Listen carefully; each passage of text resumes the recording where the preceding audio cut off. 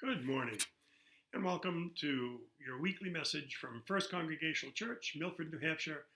I'm your pastor, Al Hoyt. Today is Thursday, December 15th. If you're one of those who writes articles for the greeting, your article is due today. Mine hasn't been submitted yet, but it will be before the day's over. There's a lot going on, of course, during this wonderful period of Advent. I hope you're enjoying your Advent devotional that we distributed back at the beginning of Advent in November. I hope you're really enjoying it. I know I'm enjoying it very much. And to make a small confession, I don't read it every day. Sometimes I sit down and read 2 or 3 days at a time just to catch up. I do eventually read the whole thing, but not always on the day that it's meant to be read. So this evening at 7:30 will be choir rehearsal here in the sanctuary. Tomorrow, Friday, December 16th, the church office is closed. This Saturday at 7:30 is the men's breakfast at the Masonic Hall. Hope to see many of you there. This Sunday, the fourth Sunday of Advent, is also receiving new members. If you are interested in becoming a member and you haven't talked to us about that, there's always time. There's always the possibility of receiving new members at any time. So please don't hesitate to talk to us. There'll be an adult Bible study at 9 in the morning on Sunday with our live stream worship service at 10. Following the church service, it's coffee hour will be hosted by the Board of Christian Ed this week. At 11:30, the Christian Ed meeting is a hybrid meeting. It will be in the parlor and on Zoom if you can't make it.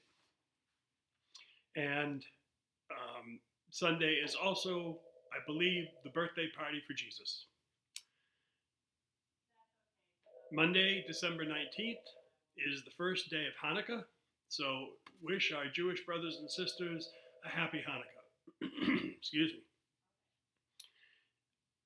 Wednesday, December 21st, is the first day of winter.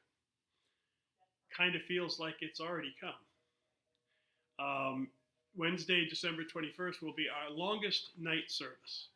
If you or someone you know is feeling down this time of year, is suffering from, if you've lost a family member recently, or if you're just remembering people that you've lost in the past, come and join us Wednesday night at 7:30. It's a fairly brief service, but it's always a very meaningful one. And I hope many of you will, who are feeling just not quite as festive as maybe you think you should, to please come and join us. On next Thursday, of course, will be December 22nd. There'll be choir rehearsal. If you're planning on bringing a plant for the Christmas Eve service, you should bring them into the church by the 22nd. Friday, December 23rd, the church office will be closed. And then Saturday, December 24th, is our Christmas Eve service. We will have a Christmas Eve music program hosted by our guest minister of music, Kimberly Whitehead, at 6:30 on Christmas Eve. And then at 7 o'clock will be our candlelight service in person and live stream. I hope that you will not only come, but invite your friends to join you as well. It's always an absolutely wonderful service. There's always surprises. I hope that we'll have a full sanctuary for that service. And then Sunday, of course, is Christmas Day. Because Christmas falls on a Sunday, and we've had that wonderful service on Christmas Eve the night before, there will not be an in-person church service on Christmas Day. Kim and I will be recording an online service, and we'll be broadcasting the online service at the normal time at 10 o'clock on Christmas Day.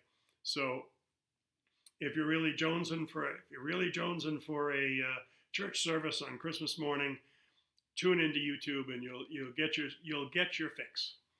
So, as I said, there's a lot going on. Verna and I will be traveling to Middleborough, Massachusetts on the 23rd to spend time with 3 of our grandkids and our daughter and son-in-law. And then on Christmas Day, we'll be driving down to Connecticut to see the new grandbaby again and spend some time with the Chris and Christopher.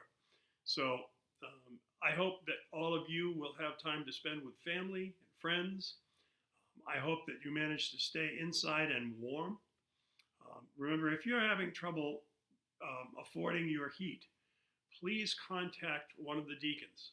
The deacons have a fund to help people with the cost of heating. And this year, I think it's especially important. I also have a discretionary fund that is for church members only that can help with heating and some of those bills. So please, if you're in that kind of a situation where you need a little assistance just to get by, please give us a call and let us know, or stop in and we'll have a chat. It's really important, and this time of year especially is why we should remember that we are a church and we are to help each other, not just the whole world, but we're here to help each other as church members.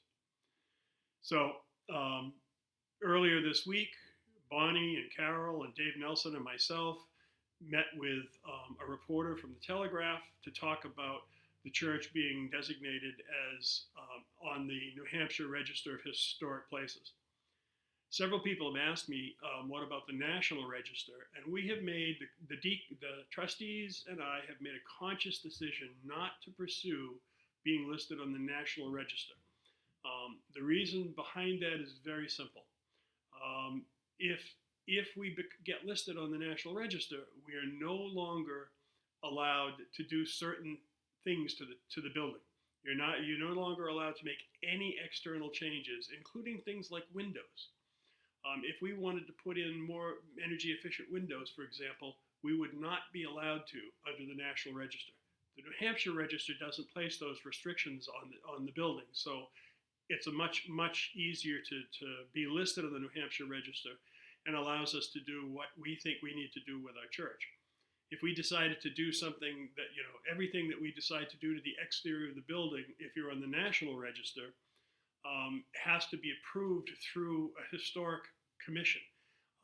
And that's just an added level of bureaucracy that we really don't feel like would be appropriate for us. Plus, if we decided, for example, to do solar panels on the parish house, that would not be allowed under the National Register. So there's a lot of reasons why we decided not to pursue being listed on the National Register. That may change in the future. They may change their regulations in the future. Who knows? But for now, we're on the New Hampshire Register. Both buildings, parish house and the church, are listed on the New Hampshire Register. So we'll be getting another plaque very soon for the parish house, and in the very near future, probably when it's warmer, we'll have some kind of a little ceremony immediately following worship to celebrate that listing. And with that, please join me in the Lord's Prayer. Our Father who art in heaven, hallowed be thy name. Thy kingdom come, thy will be done on earth as it is in heaven. Give us this day our daily bread, and forgive us our trespasses, as we forgive those who trespass against us. And lead us not into temptation, but deliver us from evil. For thine is the kingdom, and the power, and the glory forever. Amen. So as we say every year, Verna and I are wishing you all a very Merry Christmas, a happy holiday season. For our Jewish brothers and sisters, we wish you a very, very peaceful and happy Hanukkah. And to all, we say Merry Christmas. Take good care of each other. Take good care of yourself. And until I see you again, God bless you.